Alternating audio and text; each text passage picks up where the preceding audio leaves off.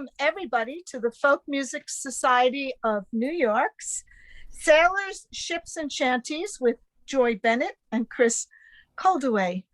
And Joy and Chris, longtime folkies and sea shanties extraordinaire, met singing sea shanties at a folk music venue many years ago.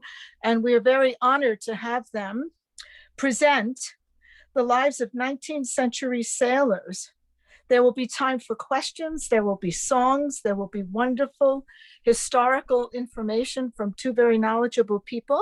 And I'd like to remind you that Joy Bennett is the founding member of one of the only, I think, women's sea shanty groups called the Johnson Girls, which is comprised of Bonnie Milner, Joy Bennett, Allison Kelly with her beautiful white poodle Willow, and Deirdre Murtha. Also, Joy Bennett is now the executive director of Old Songs. So we can give a little silent clap for that one. We're very honored to have someone like Joy doing that job. And I understand Chris is a great source of help for her in that way. And they met singing sea shanties. And I just think we're in for a real treat. And I'm going to hand over this wonderful workshop to Joy and Chris. Oh, thank you so much, Marie. As was said, we've been singing these for quite a while. I had spent 20 years with Mystic Seaport as one of the shantymen. I've also been to sea a couple of times on square riggers, and square riggers are exactly the type of vessel that we are talking about. I'm going to share the screen with you, and we're going to be talking about what is it that the sailors did that we can tell you about in a family environment at work on these square rigged vessels. Now, this is square rig, by the way, is talking about sails that have what is called a yard, if you can see right over there, from which the sails hang down. A couple of these are movable. We'll talk more about that in a bit. But this one in particular is from an organization called the Blackball Line, and it was part of the merchant service. And that is moving stuff from one place in the country, in the world, to another place in the world. And we have them now. We're very aware of cargo vessels because one blocked the Suez Canal for many days. And this is what their predecessors would have looked like. Blackball Line was early on, early part of, I believe, the first decade of, or maybe the second decade of the 19th century, the 1800s, was one of the first vessels and firms to actually sail on a regular schedule. That is to say, preceding that, cargo left when they were full, when it was a lucky day. You didn't sail on an unlucky day. There was all kinds of superstitions associated with it. But this one was a regularly scheduled trip. Now, what happened on this is because it was a business, they reduced the number of crew. Crew were money. And that is why in the 19th century you saw the rise of what became known as the shanty. It's associated with a lot of folk traditions, not the least of which is the West African tradition of call and response work song. And where they would have heard that would have been in the southern ports of the United States, in the Caribbean islands, and places where the parts of, big fancy word here, the African diaspora was present. In addition to that, it would have been mixed in with the other nationalities and ethnicities that were in these crews, and they were multiple. It was as the Johnson girls had rightly pointed out many, many times, the first world music, in that there are elements from all of these different things that when you know a couple of the clues, you can zero in and find out, yeah, that's from here, that's from here, that's from here. One of the best examples of this is one of the first jobs that was going to be necessary, and that was to raise the anchor. This is a device called a capstan. On the left is showing you basically how it is working. Each one of these holes would have one of these bars inserted into it, an entire crew like over here, and this device is able to lift extraordinarily heavy weights based on the fact that at the bottom of these are metal finger-like projections called pawls. And they are going into slots. They can move up as they go over it, but gravity pulls them back down, and then they're snug up against that little wall that's in the track around it. And it functions exactly the same way as a socket wrench does, in that you can't pull back on it unless something happens. So it can support that heavy weight. So what they're doing is they can do what is kedging. Prior to the days of the tugboats, which was at the end of the 18th century, one would have had to take the anchor, row it out in front of the vessel that we saw, and drop it, and then do a process that is called kedging, meaning you leave it at the bottom and slowly take in that anchor chain back again and move the vessel out into waters where you can set sail.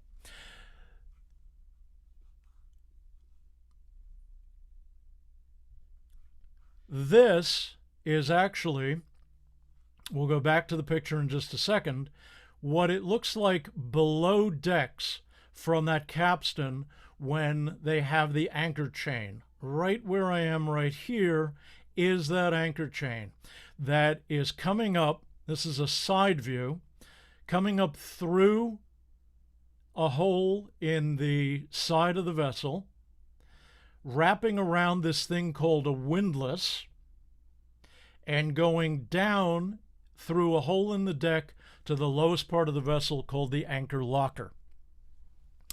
And one of the great examples of a capstan shanty is actually one that also is a fantastic merger of both Irish and African American traditions.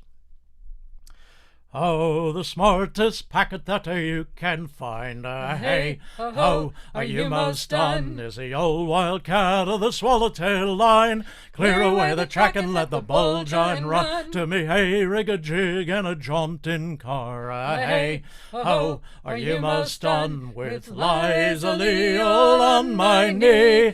Clear away the track and let the bullgine run. We're outward bound for a New York town. Hey, ho, are you most done? We'll dance the Maori girls around. Clear away the track and let the bullgine run. To me, hey, rig a jig and a jaunting car. Hey, ho, are you most done? With Liza Leal on my knee. Clear away the track and let the bullgine run. We'll drop our cargo at the South Street Pier. Hey, ho, are you most done? It's then for them Water Street dives we'll steer. Clear away the track and let the bullgine run. To me, hey, rig a jig and a jaunting car. Hey, ho, are you most done? With Liza Leal on my knee. Clear away the track and let the bullgine run. Them Water Street dives is me home from home. Hey, ho, are you most done? It's never far from them I'll roam. Clear away the track and let the bullgine run. To to me, hey, rig a jig and a jaunting car. Hey, ho, are you most done with Eliza Lee all on my knee? Clear away the track and let the bullgine run when we get back from across the sea. Hey, ho, are you most done? Eliza, will you marry me? Clear away the track and let the bullgine run to me. Hey, rig a jig and a jaunting car. Hey, ho, are you most done with Eliza Lee all on my knee? Clear away the track and let the bullgine run. Vast heaving, or vast heaving, which means stop walking around in a circle, raising that anchor. Now, the thing about that is this job took anywhere in raising an anchor between 2 to 4 hours, which means the shantyman's job was to make up as many verses as possible in order to keep that job going, keep the interest going, keep the steady pace. You probably noticed that it had that very marching quality to it. That becomes really important in making sure that we're all heaving in exactly the same way, maximizing those efforts. And now you're getting into why the shanty, because with these smaller crews that we talked about, that shantying got more work out of fewer men, which meant they could actually turn a profit by not having to have some large crews. Do we have another one? My gosh, could we possibly? Yes, okay. This one's from the Carpenter collection, and I found it years and years ago. Bob Walzer did a workshop at Pinewoods Camp one year, up the week-long camp, and called Digging for Gold in the Carpenter collection. And there was a snippet of a song, had 1 or 2 lines, and then basically I did what many shantymen would do, which is steal verses from other songs or make them up, either way. So here's one for you. You could sing along at home. Nobody can hear you. I went a courtin' pretty fie. Very well done, Jack Joe. Said she, young man, you're very slow. Very well done, Jack Joe. Victoria, Victoria. Very well done, Jack Joe. Victoria, Victoria. Very well done, Jack Joe. I sat that girl upon my knee. Very well done, Jack Joe. Said she, young man, you're very free. Very well done, Jack Joe. Victoria, Victoria. Very well done, Jack Joe. Victoria, Victoria. Very well done, Jack Joe. I put my hand upon her calf. Very well done, Jack Joe. Said she, young man, you're there by half. Very well done, Jack Joe. Victoria, Victoria. Very well done, Jack Joe. Victoria, Victoria. Very well done, Jack Joe. I put my hand upon her back. Very well done, Jack Joe. Said she, young man, you're very slack. Very well done, Jack Joe. Victoria, Victoria. Very well done, Jack Joe. Victoria, Victoria. Very well done, Jack Joe. I put my hand upon her waist. Very well done, Jack Joe. Said she, young man, you're in great haste. Very well done, Jack Joe. Victoria, Victoria. Very well done, Jack Joe. Victoria, Victoria. Very well done, Jack Joe. I put my hand upon her neck. Very well done, Jack Joe. Said she, young man, oh, what the heck. Very well done, Jack Joe. Victoria, Victoria. Very well done, Jack Joe. Victoria, Victoria. Very well done, Jack Joe. I put my hand upon her thigh. Very well done, Jack Joe. Said she, young man, you're drawing nigh. Very well done, Jack Joe. Victoria, Victoria. Very well done, Jack Joe. Victoria, Victoria. Very well done, Jack Joe. 'Twas then she let all her clothes fall. Very well done, Jack Joe. Said she, young man, now you know all. Very well done, Jack Joe. Victoria, Victoria. Very well done, Jack Joe. Victoria, Victoria. Very well done, Jack Joe. I took one look and nearly died. Very well done, Jack Joe. 'Twas secret agent Henry Hyde. Very well done, Jack Joe. Victoria, Victoria. Very well done, Jack Joe. Victoria, Victoria. Very well done, Jack Joe.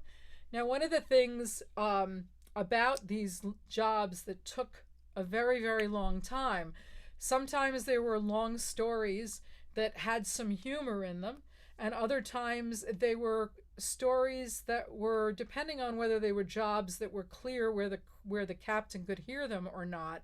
They were far away from the captain. They could be stories saying not very nice things about the captain or the mate, or even very off-color things.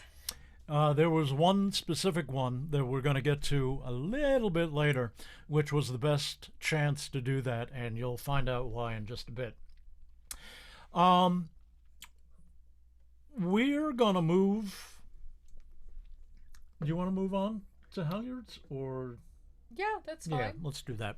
If we have time, we can always come back. If we have time, we'll come back to some of the other ones, and we'll be happy for that. Quick thing is that this type, where I am here, the pump handle windlass, is going to have crews on both sides, and that is going to be attached to this piece of machinery called the windlass, but is going to be propelled not by the capstan, but in fact by this pumping. The pumping, however, was a job that similarly you had this seesaw or teeter-totter, or you may have seen those hand carts that worked on the railroads where you've got folks on both sides pushing back and forth. And these pumps went down to the bottom of the vessel and would draw up the incredible amounts of leaking water that was coming into the vessel itself. This was a natural part of what they were doing, and they would know how much water was normal, how much water was not. As a result, because this was almost a continuous job back in the early 19th century, now we're into the mid-19th century, wooden vessels are the thing. The songs and the shanties would be along the same lines, talking about making up verses, maybe talking about the different ideas, or rather not the different ideas, the different members of the crew, the officer class. And this is one that we actually know was sung at the pumps, because it very distinctly mentions it, but it also distinctly mentions the way the ship was run. When you're out in the middle of the ocean, there isn't a Motel 8 you can pull over, regardless of the fact that they've left the light on for you, and put down for the night. So you are going in dark, in light, whatever it is, and there were two teams, one named for the starboard or the right side of the vessel, the other one for the left, which was the larboard in the early days, and with the whalers, or the port in later vessels, still is today. And these were called watches, and they would be, generally speaking, in 6 to 8 hour shifts, sometimes less. It depended. It was at the captain's discretion. But there was a bell and a sand clock. What am I looking for? Sand. Yeah, right. Anyway, An hourglass. Hourglass. Thank you, That's Joy. it. I got it. Oh, that's what I was going to say. Hourglass. And set to that number of hours, let's say 6 hours. And when that would go, that would fall.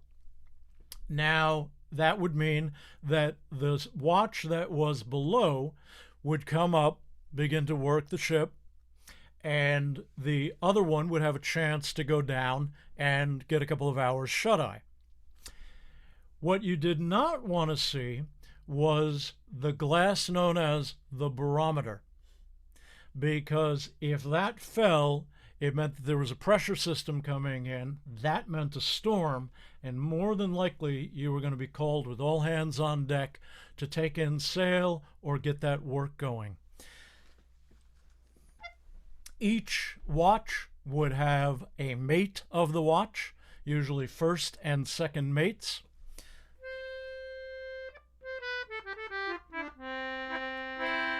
And out on the quarterdeck and walking about, there's a second mate so steady and so stout. What he is a-thinking of, he doesn't know himself. We wish that he would hurry up and strike the bell, second mate, let us go below. Look you well to windward, you can see it's going to blow.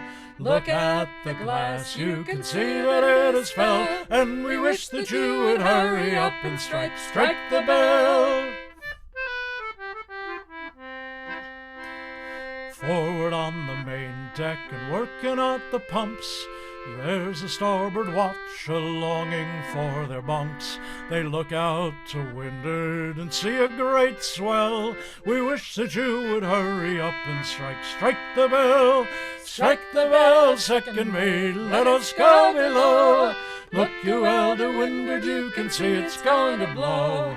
Look at the glass, you can see that it has fell, and we wish that you would hurry up and strike the bell. Forward at the forecastle head and keeping a sharp lookout, a yonder John is standing ready for to shout. The lights are burning bright, sir, and everything is well, and we wish that you would hurry up and strike the bell. Strike the bell, second mate, let us go below. Look you well to windward, you can see it's going to blow. Look at the glass, you can see that it has fell, and we wish that you would hurry up and strike the bell. Now aft at the wheel poor Anderson stands, grasping at the spokes with his cold mitten hands. He looks at the compass, the course is clear as hell, and we wish that you would hurry up and strike the bell. Strike the bell, second mate, let us go below. Look you well to windward, you can see it's going to blow. Look at the glass, you can see that it has fell, and we wish that you would hurry up and strike the bell. Now aft on the quarterdeck our gallant captain stands, looking out to sea with a spyglass in his hands. What he is a-thinking of we know very well. He's thinking more of shortening sail and striking the bell. Strike the bell, second mate, let us go below. Look you well to windward, you can see it's going to blow. Look at the glass, you can see that it has fell, and we wish that you would hurry up and strike the bell. Oh, strike the bell, second mate, let us go below. Look you well to windward, you can see it's going to blow. Look at the glass, you can see that it has fell, and we wish that you would hurry up and strike the bell.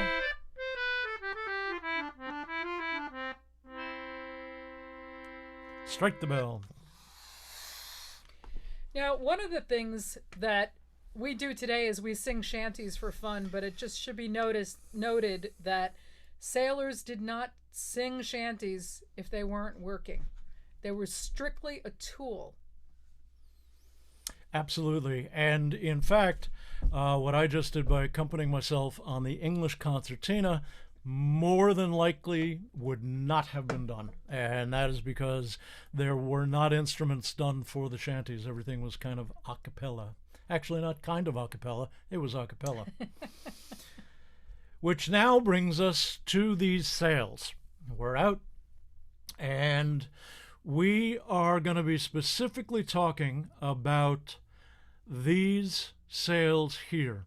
This is a full-rigged ship, and the reason I know that is because each of these masts, which is at least 3, in this case 4, has square-rigged sails on it, meaning you have that yard from which the sail is hanging down, and some of these, like the ones that are in outlined in red, have what are called halyards, meaning they start off, when they're not set, being much close to the yard that is underneath them.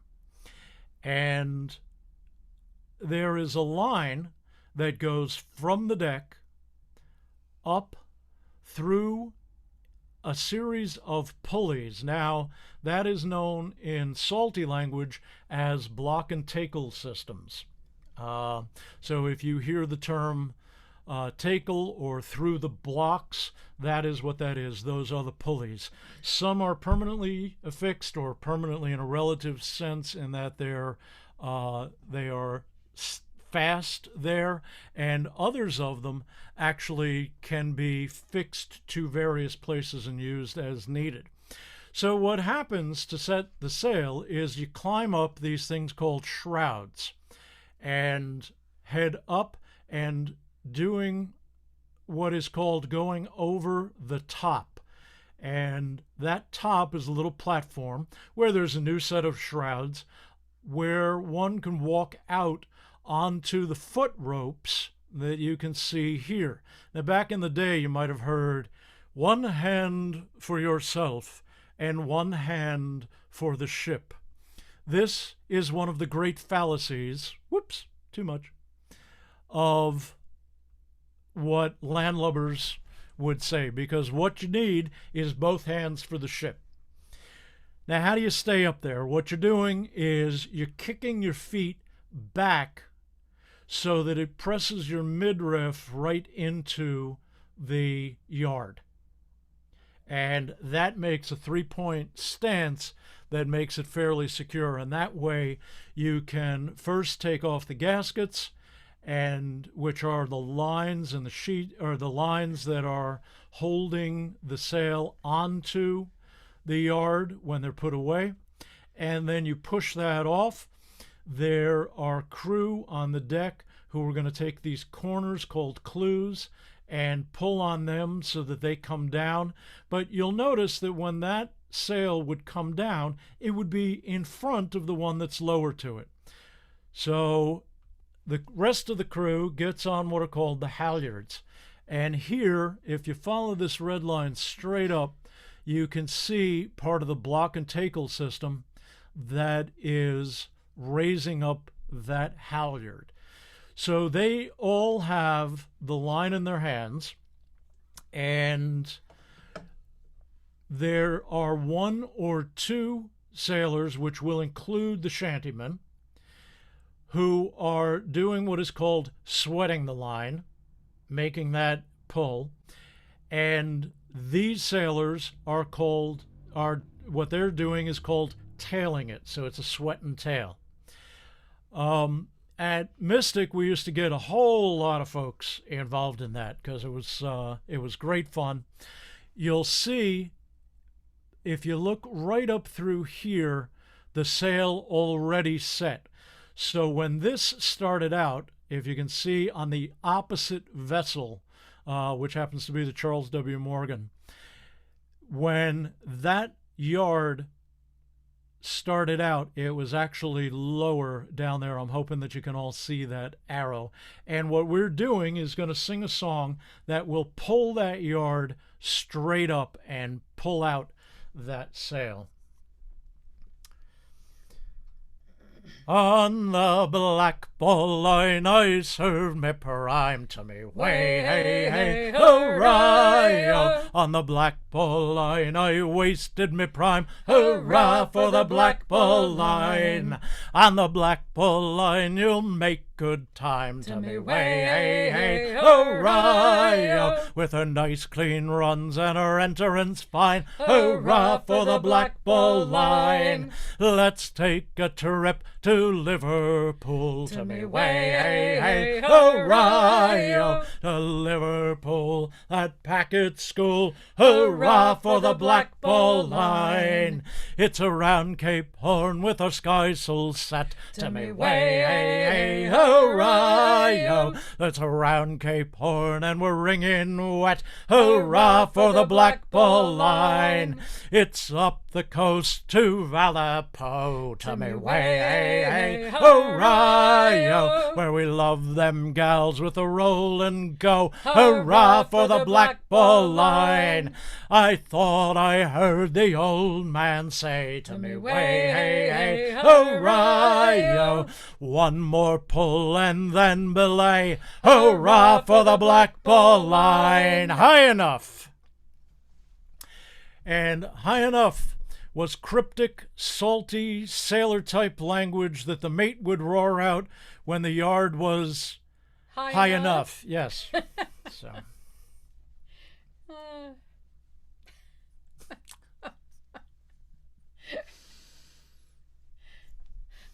And where do we go from here? You want to go to Ireland and be a wild goose? Oh, I could do that.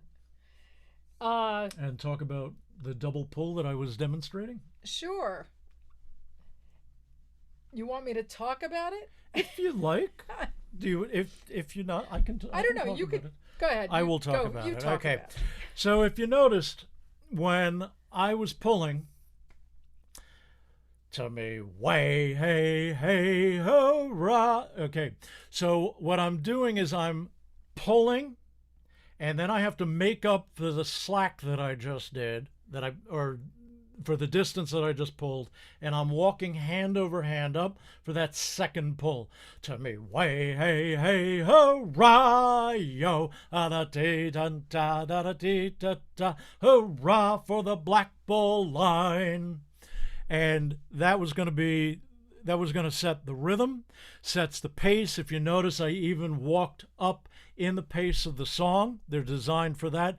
And then one of the more important physiological things that is happening, and anybody that has ever done martial arts or yoga or any type of active systematic work where there are many people all involved doing the same thing, that breathing and that unified, coordinated breathing is incredibly important, and oxygenating the blood, which gets more work out of you. Again, that 19th century corporate downsizing of the smaller crews being able to produce more work.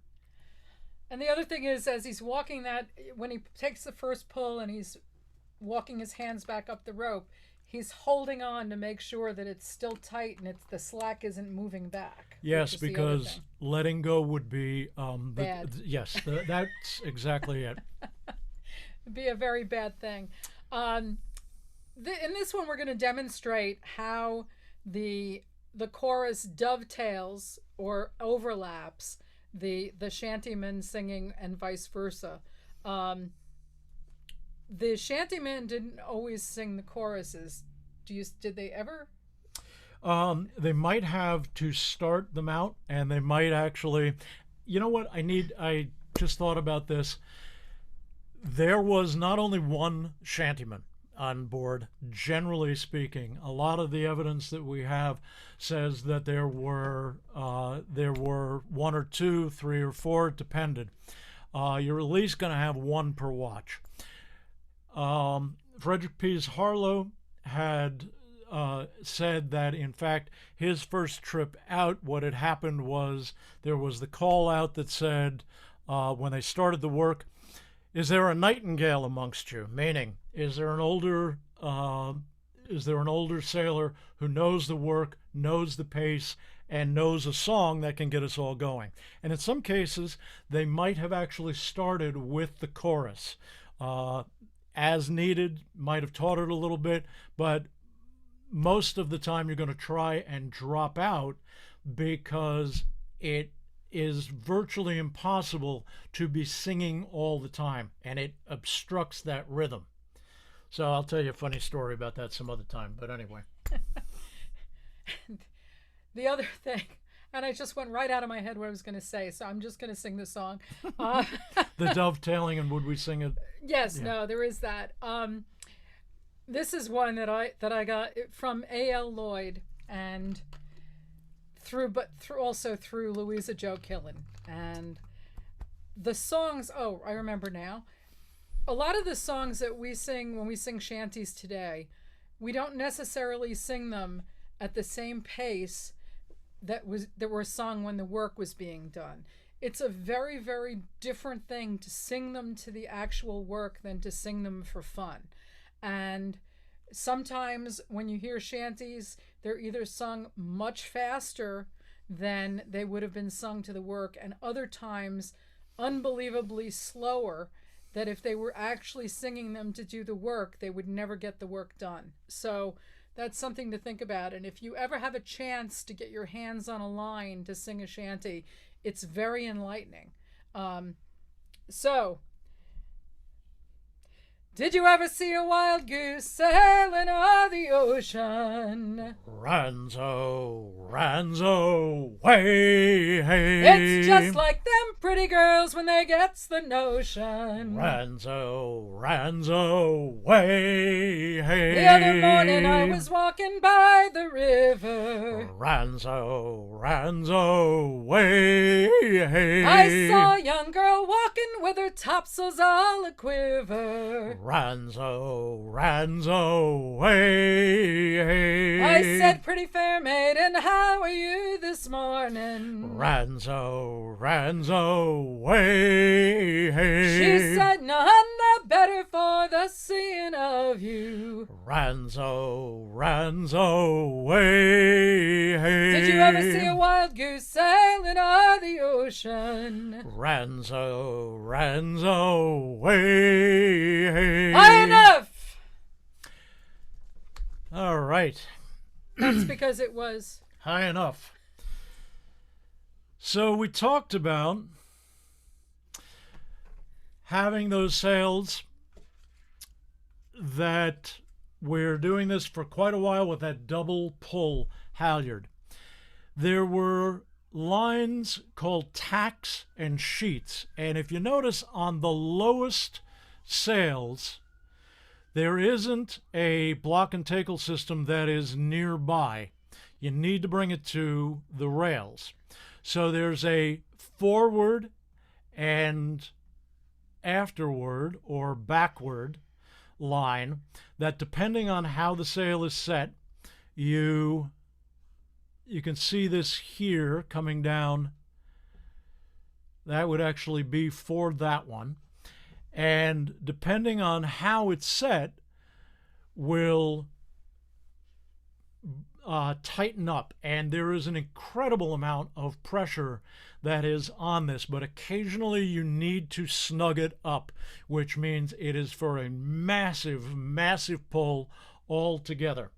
And one of these you actually know, but I'm going to venture to say that it's highly unlikely you would have sung it the way we're going to sing it, which is the way it would have been worked to. Oh, is this me? That's you. When I was a little boy, my other husband told me, Way haul away, we'll haul away, Joe! That if I didn't kiss the girls, me lips would get all moldy. Way haul away, we'll haul away, Joe! King Louis was the king of France before the revolution. Away, haul away, we'll haul away, Joe! And then he got his head coughed off the rounded restitution. Way haul away, we'll haul away, Joe! Hiya! So, and that's what it is. You don't keep singing the song after the pulling is done. Right. And this would have been one of the short ones. Sorry. That's okay. After we're done with the presentation, dear, we can go back to normal. That's so that really was that snugging, and this is also where you would really see that sway, sweat, and tail. So, and then the winds come, and the weather is coming on, and the rain, it is raining all the day long, and you're getting spray. So naturally, the captain says, you know what, we have too many sails up there, and that is dangerous, so you're all going aloft, and you're going to take in sail, which is what these fellas are doing here.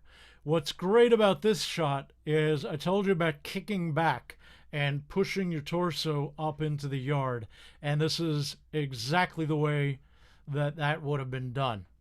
They're doing the same thing here, and they are pulling up as much as they can and gathering in, making neat folds as neat as you can, and then going to wrap a line around that to fasten it to the yard, and that is called a gasket. So you are going to gasket the sail up onto the yard.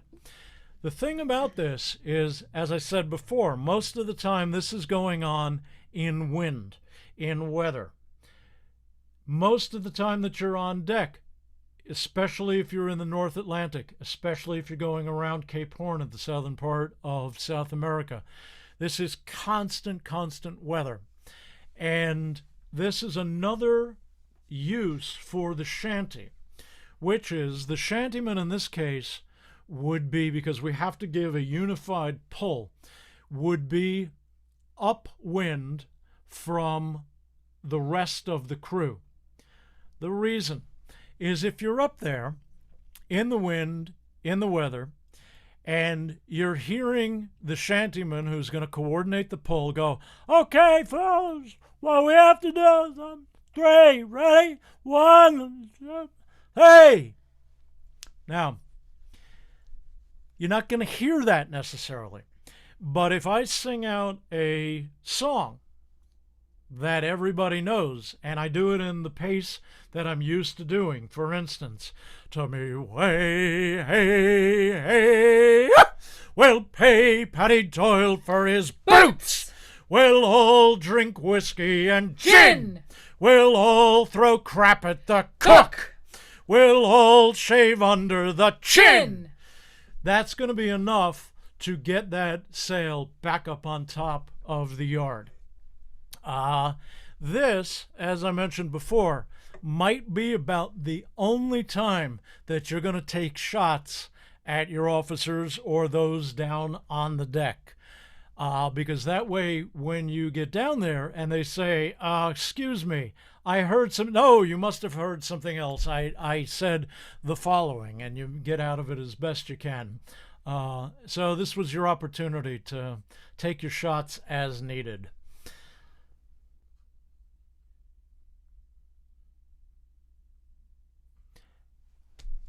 And then you arrive finally at your destinations.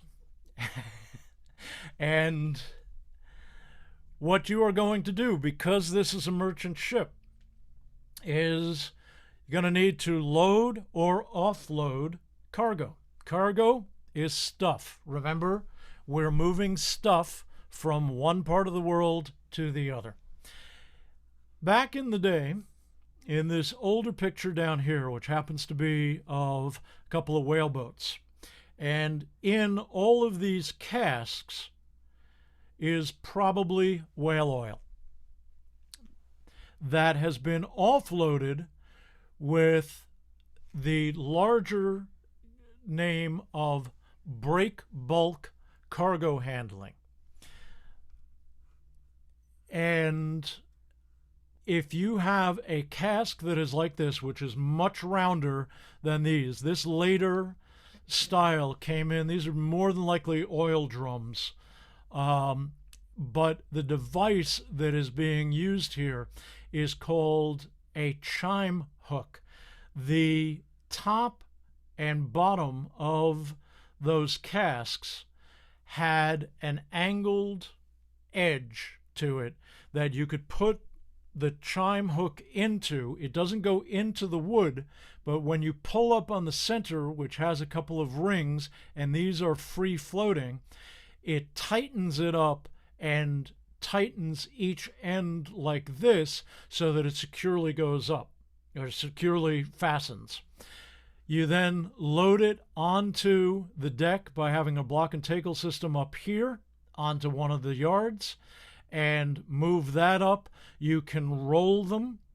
The cask itself, the design goes back to at least ancient Rome and probably ancient Egypt. It's in almost every maritime culture, and the reason for this is, imagine that what it is in fact an inside-out hull of a boat. A hull has ribs going like this, over which are planks that keep the water out. What the cask is planking, on the outside of which are rings, or like those ribs that were on the hull of the vessel, and that keeps the water or liquid in. Same design. So if you understand boat building as a culture, you're going to understand cask building as an occupation.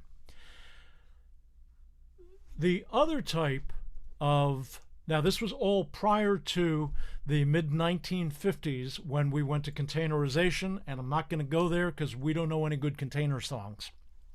Actually, yes. Yeah, actually you do. I take it back. I am wrong. Oh, sorry.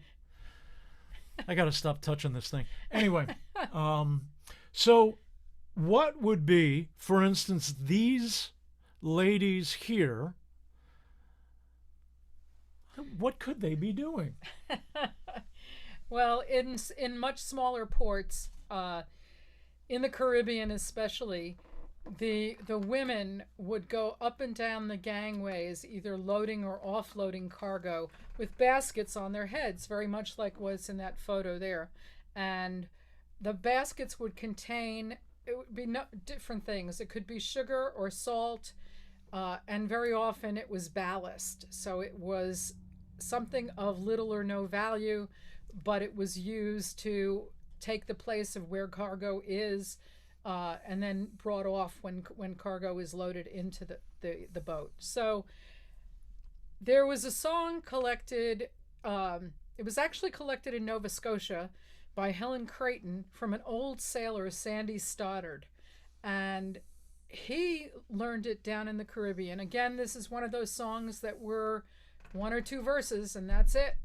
And like many of the jobs that took a long time, if you can think of these women, and it may not have been as many people as this, but the same women going up and down the gangway, loading and offloading cargo. So they may have sung, no, they didn't.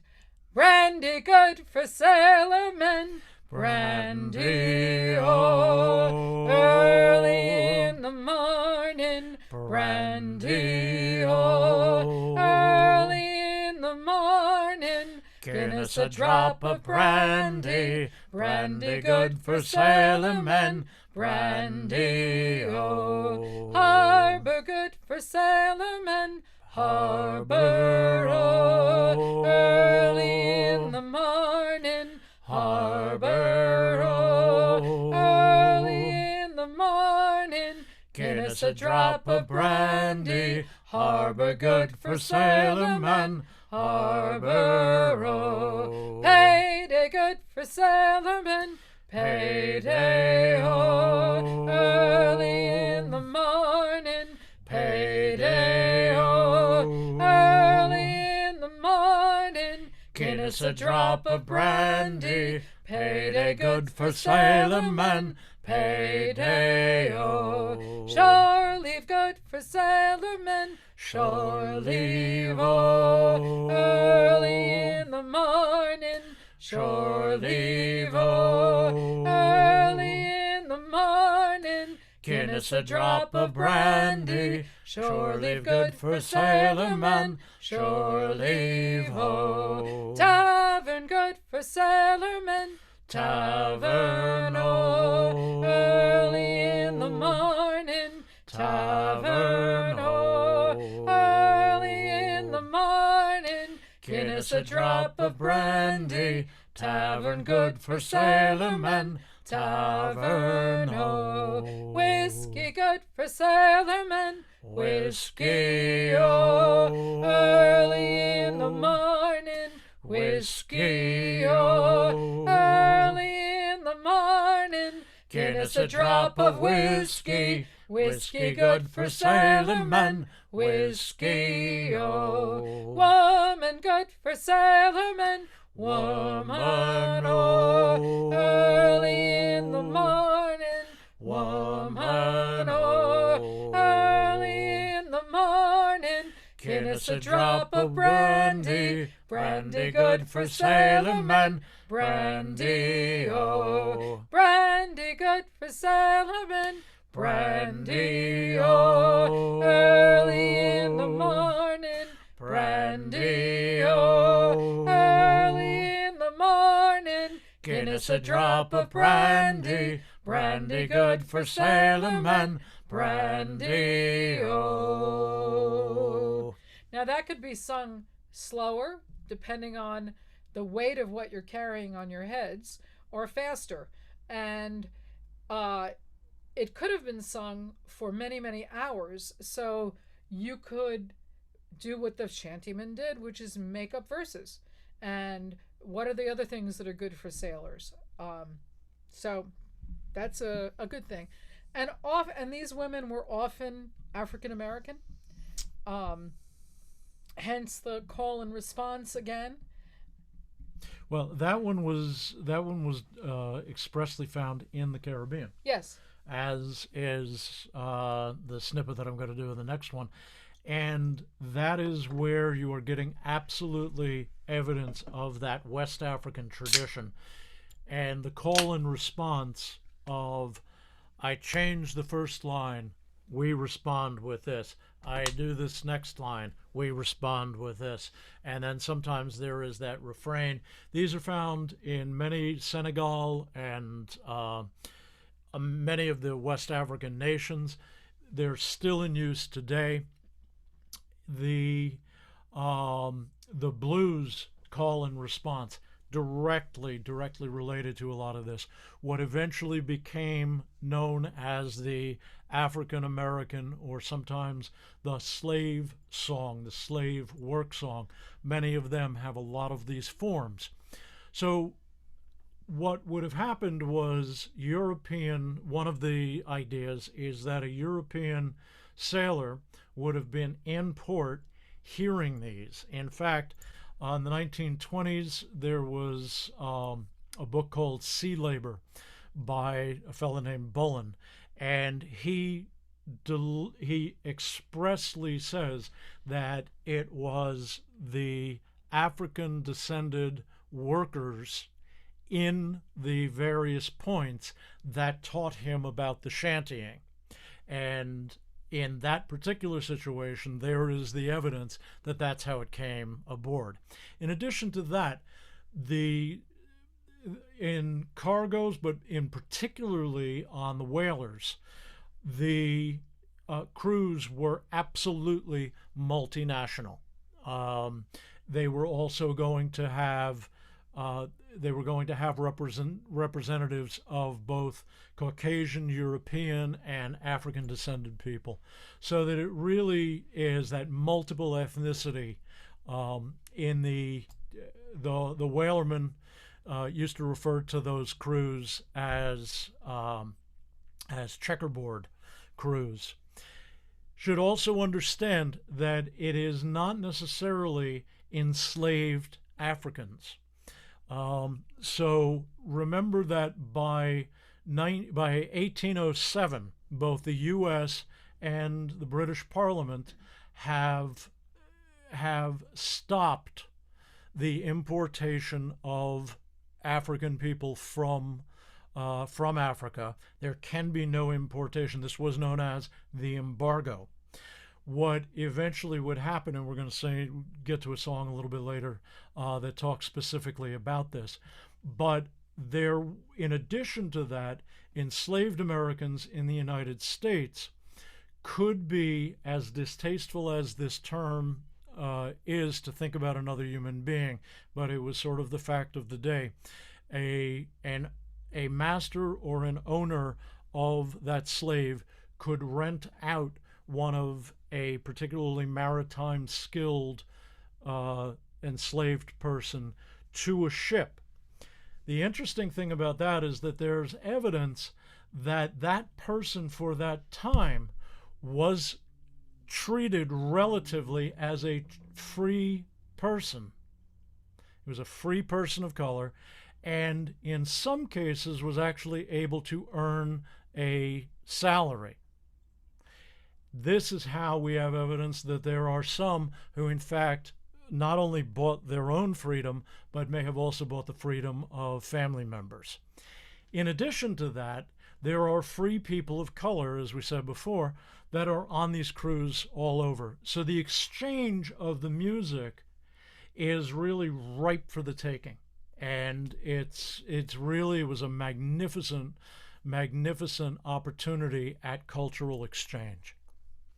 So one of the ones that came from the Caribbean, and this would have been on the longshoremen and stevedores, who would have had a small winch. If you remember the windlass, when we had that little pump that went back and forth like this, there was a thing called a dolly winch, and they would use that to raise up the cargo. It was a little bit easier than the hours and hours and hours it would take to get the lines hand over hand. So that little bit of machinery was in. We had, like in Joy's song, only one verse that was given, and unfortunately, I learned this from, not unfortunate that I learned this, but I learned this from the boarding party down in Maryland, who were fantastic shantymen and singers. And I found out later when I went to look up what the original words were, that they not only made up the rest of the verses and kept them in what Joy had alluded to earlier, those floating verses, or verses that are easily put in to extend a shanty, but they had also worked with the first verse, because the first verse is horribly racist and completely unacceptable in our modern society. So, with that, I've never seen the like since I was born. Way, hey, and a high-low Jenny with a jib-boom hoeing back corn. Way, hey, roll and go. It's 10 stone, 10 stone, 10 stone. The wind am over. Jenny, get along. Jenny, blow the horn as we go marching over. Possum jump and the panther roar. Way, hey, and a high-low. Been dancing this dolly since 4:30. Way, hey, roll and go. It's 10 stone, 10 stone, 10 stone. The wind am over. Jenny, get along. Jenny, blow the horn as we go marching over. If we should drown while we are young, way, hey, and a high low, why, it is better to drown than wait to be hung. Way, hey, roll and go. It's 10 stone, 10 stone, 10 stone. The wind am over. Jenny, get along. Jenny, blow the horn as we go marching over. It's 10 stone, 10 stone, 10 stone. The wind am over. Jenny, get along. Jenny, blow the horn as we go marching over. 10 stone from the boarding party. So cargo handling was not the only time that we have members of the African diaspora seriously influencing the songs.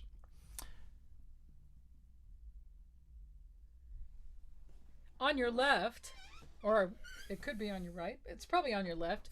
The gentlemen in that photo are the Northern Neck Shantymen, and they are from North Carolina.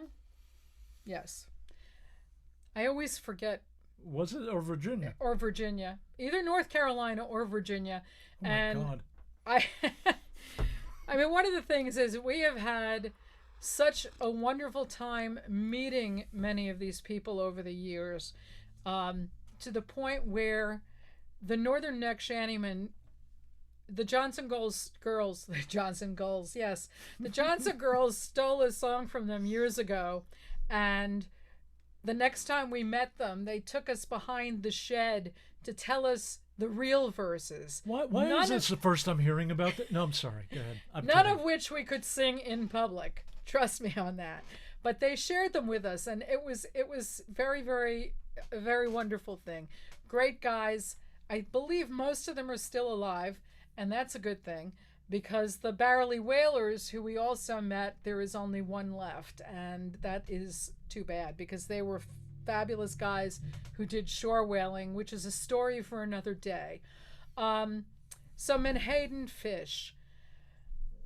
The Menhaden fishing, what they do is they catch Menhaden fish. Menhaden fish are smaller fish. When I say smaller, I'm not talking about sardines. I'm talking about fish that grow to be 10 to 12 inches long, could weigh a pound, not 10 to 12 inches long, 10 to 12 years old. Sorry. I did that earlier. I don't know why. They could be up to 15 inches long and weigh as much as a pound. But they are not used for food. They're typically used for fertilizer, for bait for fisheries, for animal food, and for human consumption in the form of the oil, the fish oil. It's very rich in omega-3. They are not typically eaten, although some people do eat them. What they say, though, is if you're going to eat them, they have to be very, very fresh. Otherwise, the fish itself decays quickly and the oil turns rancid. So I wouldn't suggest eating them.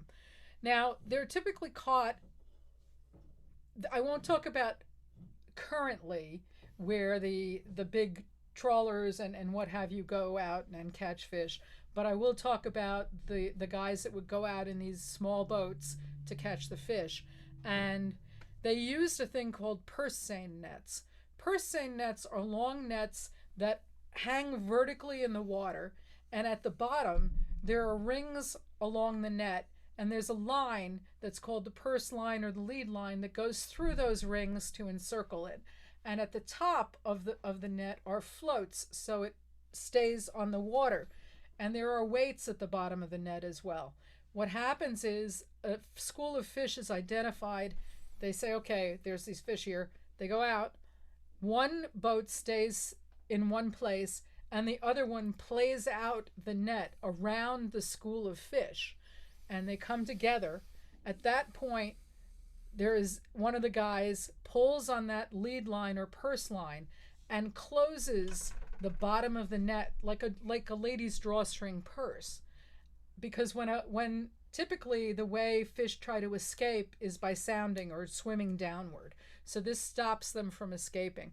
Now, once that school of fish is surrounded and the purse seine net has been closed, the men then work together to pull those fish, the net and the fish, into the boats. And they lean against the gunnels, the sides of the boats, with their thighs. And with unbelievable strength and working together, they're leaning over the boat and pulling in the fish and the nets. And this goes on quite a long time because there could be as much of a ton of fish in those nets. Now, the shanty that is typically one of the shanties that's typically sung for this, I should say all of these shanties that are sung for this have a different sort of form in that you're not singing when you're working. There's a call and response, and then there's a thing where you're encouraging each other to pull harder as they're pulling up the fish. So I'll start the song and I'll sing it the way it would have been sung to do the work, But then I'll go into I'm not going to do the whole song that way because we would be here for a very long time, and I don't think we have that much time left. So I will start it out, and you'll hear exactly how it went. So, Johnson girls is a mighty fine girls. Walk around, honey, walk around. Come on, get 'em up, get 'em up, get 'em up. Pull 'em in, pull 'em in, pull 'em in.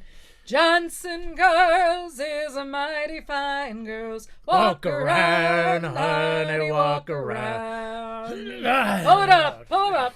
Come on, come on. They're neat in the waist, they got mighty fine legs. Walk around, honey, walk around. Yeah, they're neat in the waist, they got mighty fine legs. Walk around, honey, walk around. They got them great big legs and a teeny eensy feet. Walk around, honey, walk around. They got them great big legs and a teensy eensy feet. Walk around, honey, walk around. Beefsteak, beefsteak, make a little gravy. Walk around, honey, walk around. Well, it's your thing, my thing, make a little baby. Walk around, honey, walk around. Well, them Johnson girls is a mighty fine girls. Walk around, honey, walk around. You know them Johnson girls is a mighty fine girls. Walk around, honey, walk around. Walk around, honey, walk around. Walk around, honey, walk around. So I hope that gave you a picture of how that would have been done. Hard, very, very hard work. There are other photos of this work being done, and you can see the veins that look like they're popping out of the arms of the men that are pulling in the fish in the nets. Where do we go from? No. So, oh my gosh, where did the time go? Yep. So, last little bit, it wasn't all work. Sometimes you had time to play. Very quick reference. This poor animal you see hanging from the yard arm, which is the farthest extension of the yard, and that is the only place that would have been called the yard arm. I've been writing Hollywood now for decades, saying, no, excuse me, that's wrong. Anyway, short version, sailors would be paid off usually 6 months to a year at a time. They would have that money in gold, and they would get and enjoy when on leave, the pleasures of shore. Imagine what the pleasures of shore might be. Go there and realize it's going to cost you money, therefore you will have none when you're done. Because there are a whole bunch of people there who are called land sharks, who know that the sailors have this money, tavern owners, etc. They get it from them. So the sailor is responsible then for all of his equipment. In order to get that to ship out again to get more money, he's got to go to the ship itself or that company and get an advance on the salary. So it is maybe a month, and many of the sailors would do this. And because of the old Mark Twain story it was called riding a dead horse. Okay? I'll tell you the story later if you're really that interested. In any case, after that month was up, the captain, if he was kind, would allow them to have this ceremony where they would make a faux horse, or out of old spent canvas and stuff it. They would make this horse that was the dead horse they'd all been riding, or the debt. They would parade it around, shake their fists at it, say terrible things, haul it up, and then cast it down, thus ending the debt. What you're looking at is a 19th century maritime mortgage burning party.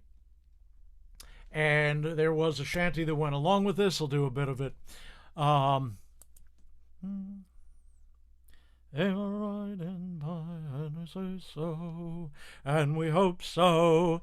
An old man came a riding by and we say so, and we hope so. Says I, old man, your horse will die, oh poor old horse.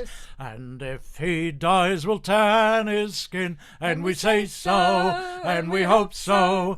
And if he lives, we'll ride him again, oh poor old horse. For 1 long month we've ridden him hard, and we say so, and we hope so. For 1 long month we've ridden him hard, and poor old horse. But now your month is up, old Turk, and we say so, and we hope so.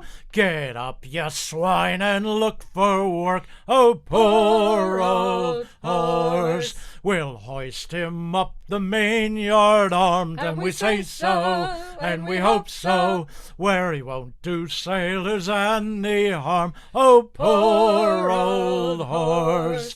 We'll cast him down with 1 long roll, and we say so, and we hope so. Where the sharks will have his body and the devil take his soul, oh poor old horse. Hip hip hooray, hip hip hooray, hip hip hooray. And if the captain were a genuinely kindly sort, we'd all be invited aft to splice the main brace with a tot of rum. So there you are.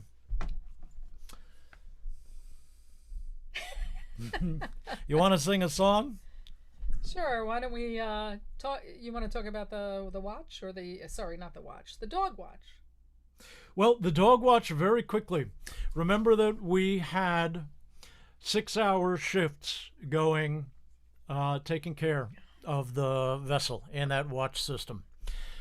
Even back in the 19th century, there was evidence to them that that midnight to 6 shift would have been dangerous, and you wanted to even things out a little bit. Therefore, the captain could take and dog one of the watches, either the 6 or the 4 hour, and split it in two around 6 o'clock in the evening, which would now allow for a switching, making it an uneven number of watches per day. This was known to be, another thing was like Sunday at sea, where the sailors were only responsible for doing absolutely essential work, and it was considered time off. So they could, at this point, go into forecastle songs or off-watch songs. Oh, we can Bold, yeah, because we have to leave time for questions. Yes, song that started out. You've got about 5 minutes before questions. You're okay. Thank you.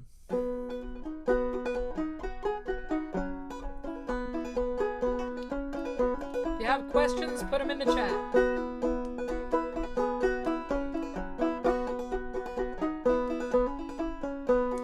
Oh, my dearest Molly, it's you and I must part.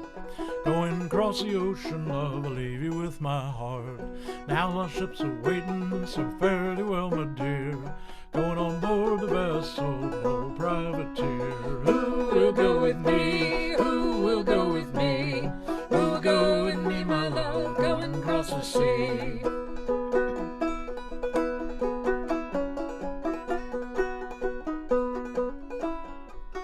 Oh, my dearest Johnny, great dangers have been wrought.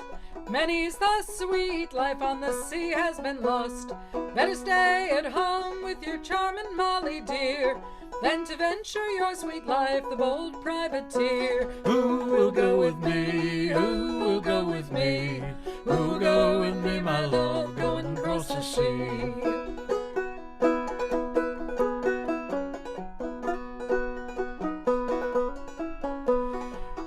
dearest Molly, your friends to me despise, and you have two brothers who'd freely take my life. Come and change a ring with me, come change a ring with me. Let it be a token while I am on the sea. Who will go with me? Who will go with me? Who will go with me, my love, going across the sea?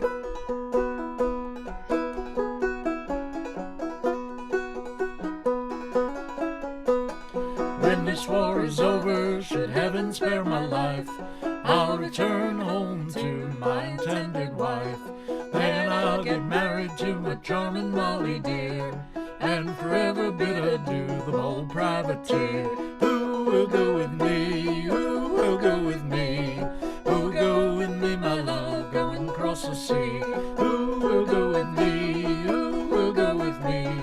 Who will go with me, my love, going across the sea? Thank you, thank you. Bold privateer. It's one of the, yep.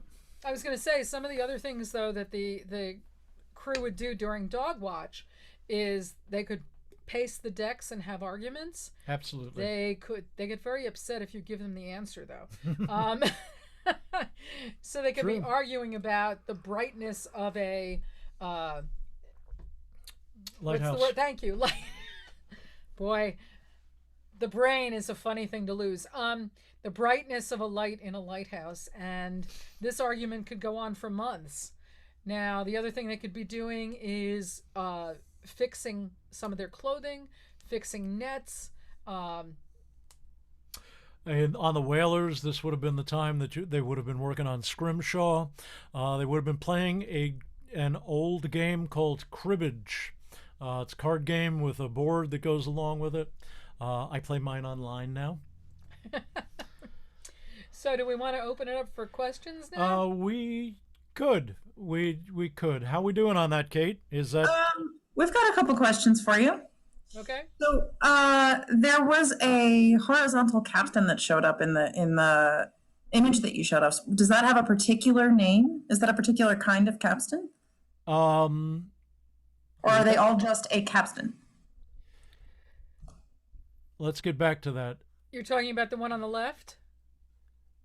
I can't see the screen anymore, but Oh, whoops, sorry. You're not in the screen anymore. That's me having goofed that up.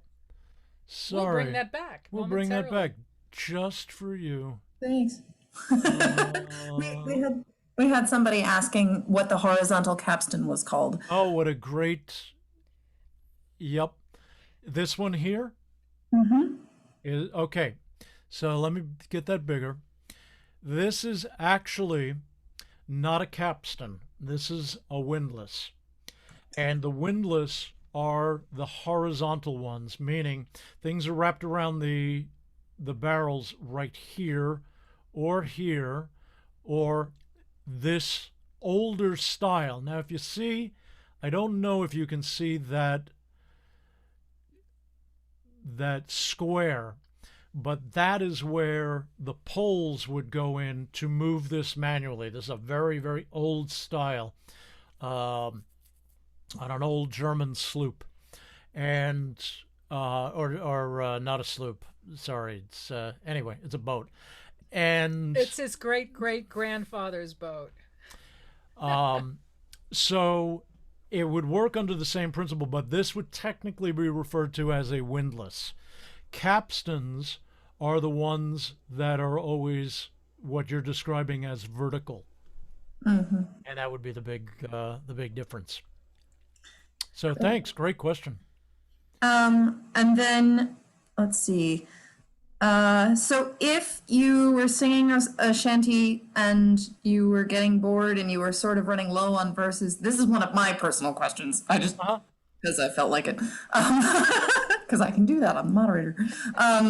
If you ran out of verses and you got tired of doing that one, was it common to switch to a different shanty for the same purpose, or was it more common to just keep coming up with verses for that one till the job was You're done? absolutely correct. Exhaust it and then switch to another one. And that's a really great question too, because there is a technique that when you're doing the halyards, remember those double pull halyard things, at the end of that, you're already starting to get an enormous amount of pressure on that, and it is much, much harder to do those pulls, and you're probably not going to be able to do a double pull anymore. So what happens is at a certain point, and here it's the knowledge base of the shantyman to know, okay, this is getting too much. We need to go to those short drag or the single pull, like when Joy switched to when she did Holloway Joe. All right. I actually did this on board the Morgan when we took her out, because knowing this, we couldn't do it the way that we demonstrated it. I knew that there was going to be that pressure where we were going to have to go to single pulls. So in the middle of it, I switched to a tune that I had learned from Louisa Joe called Bring 'Em Down. Oh, great. So, And then we know that sailors didn't sing shanties when they were on shore because you only use the shanties for work, but did they ever sing folk soul songs on shore or in pubs? yeah, absolutely. Absolutely. Also, my theory, my theory, um, is is that in the Great Lakes, latter part of the 19th century, you have sailing vessels. You do not have square riggers. They are fore and aft. So the jobs are already starting to change there as far as what would be done on the square riggers. I think that deep water sailors might have gone inland to work those boats, still known some of those shanties. And when they were sitting around reminiscing about the old days, started singing some of the work songs and violating that you don't use the tool if you're not actually working. And I think that and the collections that happened by the 1880s. One of the first collections was called Music of the Waters by a woman collector, female collector, and that was 1888. There was already beginning to be a collection of what were and an awareness that these songs might be worth preserving. And the heyday of the collecting is going to go pretty much from the 1880s up through the 1970s and 80s in various forms. Great. Great question. Woohoo! So we have two more questions. The first one is, could you talk a little bit about lyrics like Blackbird said unto the crow? We had someone asking if that was derogatory language generally, or is it just, are they talking about the animals alone? More than likely not. Remember, Not derogatory, you mean? no, more than likely not about the animals. Got it. However, they are phrases that can come up in music that is coming out of the African diaspora. It is terms that they are using themselves in many ways. So if you've got people of color doing the work, that could also be a coded way of being able to say, okay, we are two people of color, so the blackbird said to the crow, why do you tell them girls all you know? And they're having that conversation knowing that this is happening between them. If a non-person of color is singing it, it could be considered derogatory.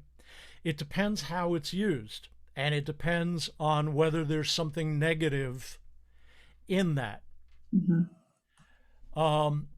In addition to the oral tradition that informed a lot of these shanties, there is also an element of minstrelsy that is coming in, or 19th century stage music. It is showing up all over the place. Although not a part of the minstrel stage per se, if you know the song Get Up Jack John Sit Down, that is in fact from a Broadway show and had gotten into the oral tradition. but the minstrel stage was fantastically popular.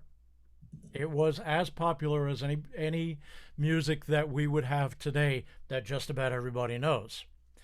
So it's not reasonable to think that elements of that are not going to come in to play. So first of all, can I answer quickly? No, obviously not.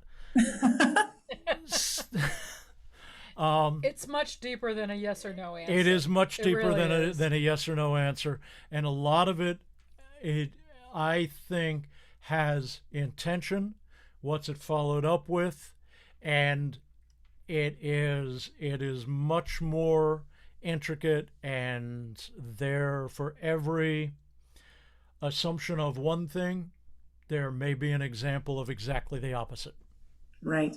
So sorry that isn't a nice, neat answer, but history ain't neat. Well, and it's hard to just discount everything at face value. Two more. One is, what does to me mean? You sang that a lot before you got into choruses. Is that a... To me,